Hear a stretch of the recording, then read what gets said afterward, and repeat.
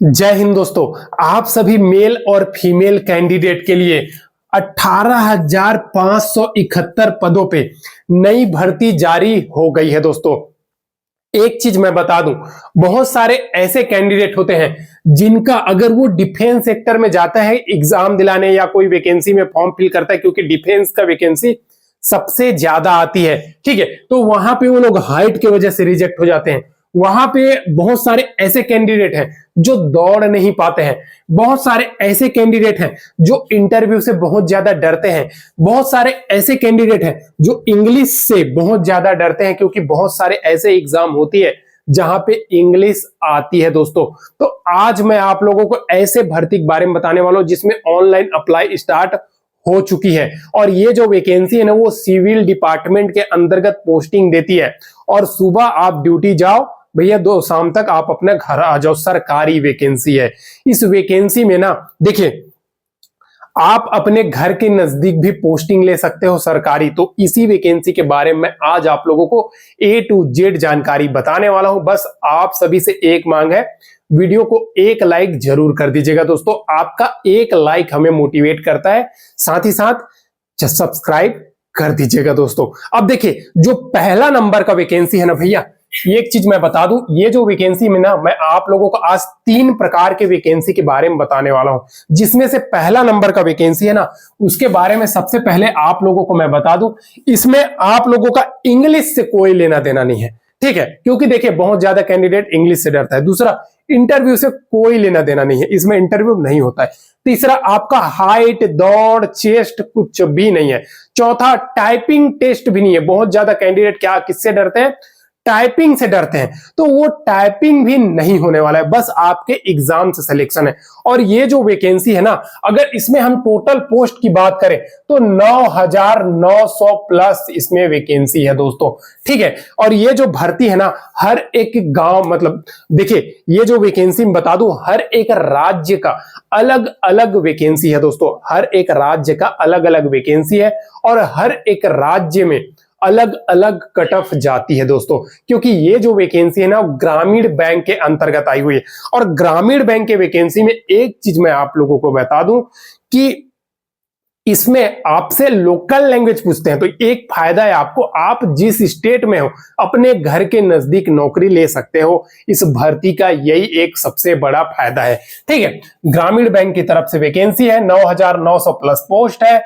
Age criteria के अगर आप बारे में पूछते हो तो मिनिमम भैया 18 साल होना चाहिए, और मैक्सिमम की बात करें तो 28 साल आपका एज है।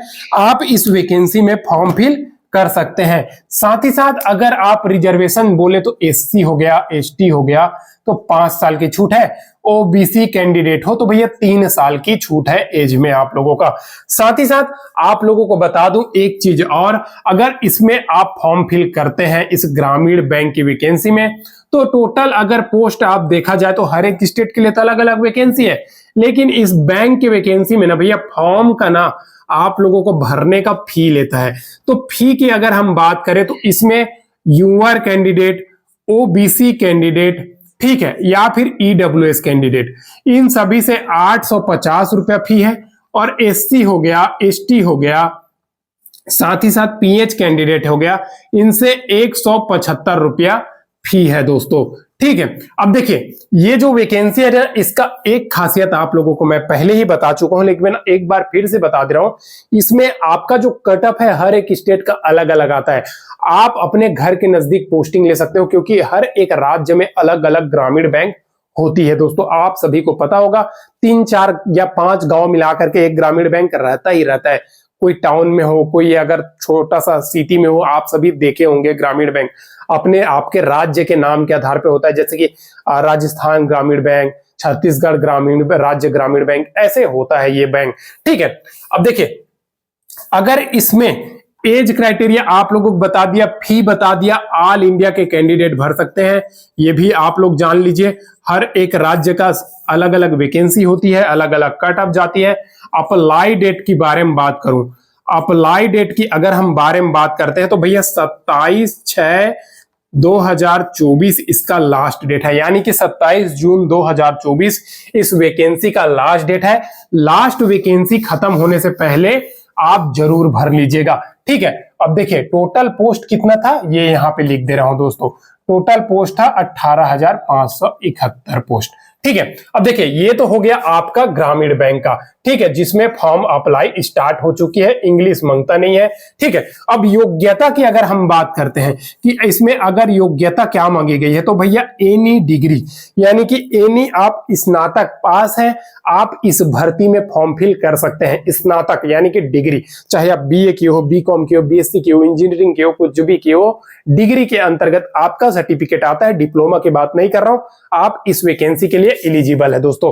ठीक है, अब दूसरा नंबर का जो वैकेंसी है ना, ये अपने जगह पे एक बहुत ही महत्वपूर्ण वैकेंसी है। ये सेंट्रल गवर्नमेंट की वैकेंसी है जो बहुत सारे डिपार्टमेंट पे पोस्टिंग देता है दोस्तों। ठीक है, ना तो आपका टाइपिंग का टेंशन रहेगा, ना तो कुछ का टेंशन, बस एक सिंगल एग्जाम देना है, उसी के आधार पे आपका सिलेक्शन होती है दोस्तों। ठीक है, क्योंकि देखिए सिंगल एग्जाम बोले तो एक ही सिंगल एग्जाम है, उसके अलावा कुछ भी नहीं है भैया। डॉक्यूमेंट वेरिफिकेशन कराओ, भारत सरकार के अंतर्गत बहुत सारा डिपार्टमेंट है, वहां पे आप लोगों का पोस्टिंग होता है। ये जो वैकेंसी है ना, दूसरा नंबर की वैकेंसी, ये है दोस्तों MTS की वैकेंसी, यानी कि मल्टीटास्किंग स्टाफ की वैकेंसी, जो SSC के द्वारा निकाली जाती है। अब देखिए अगर हम इस वैकेंसी का योग्यता के बारे में बात करते हैं, ठीक है, योग्यता के बारे में बात करते हैं, तो ये भैया 10th पास वैकेंसी रहती है। अगर आप 10वीं पास है तो आप एलिजिबल है। अगर एज की बात करें हम इस वैकेंसी का, तो एज अगर आपका मिनिमम 18 साल है और मैक्सिमम आपका एज कितना है, मैक्सिमम एज आपका 25 साल है। ठीक है, साथ ही साथ इसमें हवलदार की भी पोस्ट आती है, जिसमें दौड़ नहीं रहता है, ठीक है, वॉकिंग रहता है, तो उनके लिए 27 साल है। SC कैंडिडेट हो या फिर ST कैंडिडेट हो तो 5 साल की छूट है, OBC कैंडिडेट हो तो 3 साल की एज में आप लोगों को छूट देखने को मिलेगा दोस्तों। एक चीज आप लोगों को और मैं बता दूं, इस 10वीं पास वाली वैकेंसी में ना आप अपने स्टेट में प्रीफर कर सकते हो, क्योंकि जब आप फॉर्म फिल करते हो तो इसमें पोस्ट प्रेफरेंस मांगा जाता है। इससे आप अपने स्टेट में, उसके बाद आपके नजदीक वाला स्टेट में, उसके नजदीक वाले स्टेट में आप चयन कर सकते हैं या फिर ट्रांसफर भी लेकर के आ सकते हैं, कोई घबराने की जरूरत नहीं है। ठीक है, फी के बारे में बात करूं तो भैया इसमें फी आपका अगर यूआर कैंडिडेट है, OBC कैंडिडेट है या फिर EWS कैंडिडेट है तो 100 रुपया फी लगती है। ठीक है, बाकी अगर SC हो गया, ST हो गया, ठीक है, या फिर PH हो गया, इन सबका 0 रुपया फी है दोस्तों। तो ये SSC MTS का एक शानदार वैकेंसी है भारत सरकार की, चाहे डिफेंस मिनिस्ट्री में हो, चाहे बहुत सारे डिपार्टमेंट है ना, ED वगैरह, ये सभी में ये पोस्टिंग देती है। हाइट वगैरह की लोचा नहीं है, और काम भी आपका क्या है बता दे रहा हूं, फाइल ट्रांसफर। अगर ये केबिन से कोई ऑफिसर अगले केबिन में भेजा है तो वहां पे ऐसे करके फाइल ट्रांसफर करने की आप लोगों का काम रहता है। ठीक है, अब देखिए 10वीं पास वैकेंसी में आप अगर पूछ रहे हो कि सर इस भर्ती में ना हमारा वो जो सिलेक्शन की प्रक्रिया तो ठीक है, आप अगर पूछ रहे हो कि इसमें हम फॉर्म कब से अप्लाई कर सकते हैं, क्योंकि ये जो वैकेंसी है ना, ये भैया 7 मई को आने वाली थी, लेकिन आचार संहिता की वजह से नहीं आया।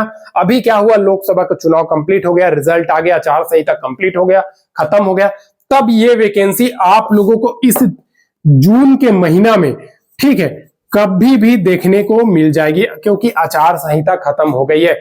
साथ ही साथ इस MTS के अलावा आपको CGL की वैकेंसी भी देखने को मिल जाएगी 1-2 दिन के अंतर, या इस जून के महीना में कभी भी, क्योंकि CGL की जो वैकेंसी है ना, उसके अंतर्गत ये 10,000 से नीचे तो आती नहीं है भैया, मिनिमम आएगी तब भी 8-7 हजार तो आएगी।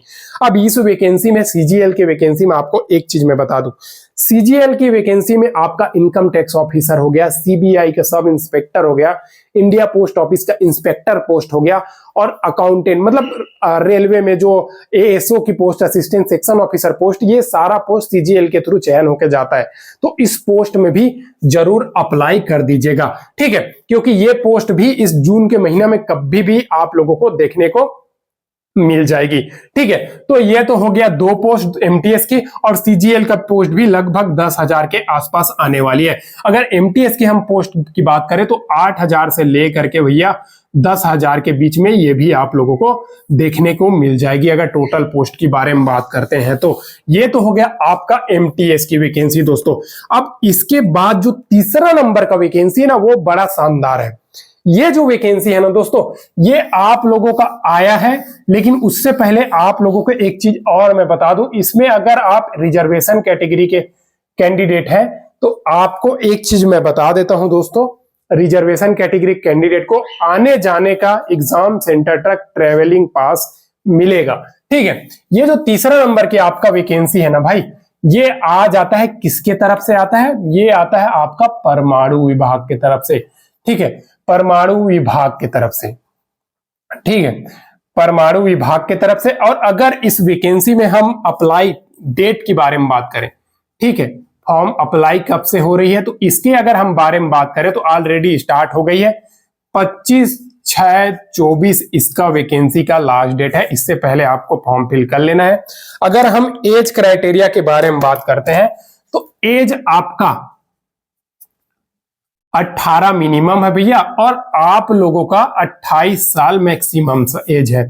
ठीक है, साथ ही साथ एससी हो गया, एसटी हो गया, या फिर पीएच कैंडिडेट हो गया, इनको 5 साल का छूट है, पीएच सॉरी। ठीक है, ओबीसी हो गया तो उनको 3 साल की छूट है दोस्तों।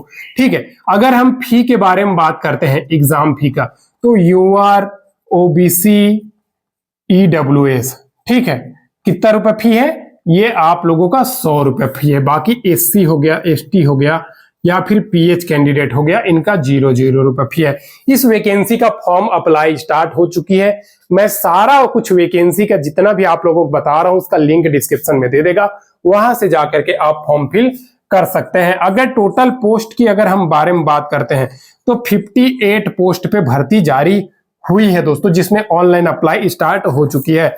और एक चीज मैं फिर से बता दे रहा हूं, एससी एसटी यानी कि रिजर्वेशन कैटेगरी कैंडिडेट आने जाने का घर से लेकर के एग्जाम सेंटर तक, चाहे आपका घर ट्रेन से जाना हो, बस से जाना हो, अगर आपको टिकट रख लेना है उसका, और आपका एससी एसटी का जो सर्टिफिकेट है उसका जीरोक्स रख लेना है, ये सारा कुछ लेकर के आपको जाना है वहां पे। और अपना बैंक अकाउंट का पासबुक का जीरोक्स और अकाउंट नंबर जरूर याद रखिएगा, क्योंकि उसी में पैसा ट्रांसफर कर दिया जाएगा एनईएफटी के थ्रू। तो आप सभी के पास सुनहरा मौका है दोस्तों इस परमाणु विभाग वाली वैकेंसी में फॉर्म फिल करने का। ठीक है, जरूर फॉर्म फिल कर दीजिएगा। 58 पोस्ट है। ठीक है, और पोस्ट का नाम बता दूं, असिस्टेंट ग्रेड 1। ठीक है, इसमें थोड़ा टाइपिंग है दोस्तों, आप इसका टाइपिंग का थोड़ा प्रैक्टिस कर लीजिएगा 30 वर्ड पर मिनट के स्पीड से। ठीक है, किसी भी प्रकार का सवाल है तो जरूर कमेंट कर दीजिएगा। साथ ही साथ एक और वैकेंसी आप लोगों को मैं बता दूं, अभी आईसीजी इंडियन कोस्ट गार्ड की तरफ से 12वीं पास 320 पदों पे नई भर्ती जारी हो गई है। हो सके तो इसमें भी फॉर्म फिल कर दीजिएगा। ठीक है, इसका भी फॉर्म फी अगर आप रिजर्वेशन कैटेगरी कैंडिडेट है तो 0 फी है, UR candidate, OBC candidate, EWS candidate का 300 रुपया फी है भैया। लास्ट डेट आपका इस महीना का लास्ट है, तो जरूर आप फॉर्म फिल ये सारी वैकेंसी में कर दीजिएगा। किसी भी प्रकार का अगर आपके मन में सवाल आ रही तो कमेंट कर दीजिएगा। अप्लाई लिंक डिस्क्रिप्शन में डाल दिया, वहां जाकर के फॉर्म अप्लाई कर दीजिएगा। फिर मिलते हैं नेक्स्ट वीडियो में नई गवर्नमेंट जॉब, नई सरकारी नौकरी के अपडेट के साथ। तब तक के लिए जय हिंद।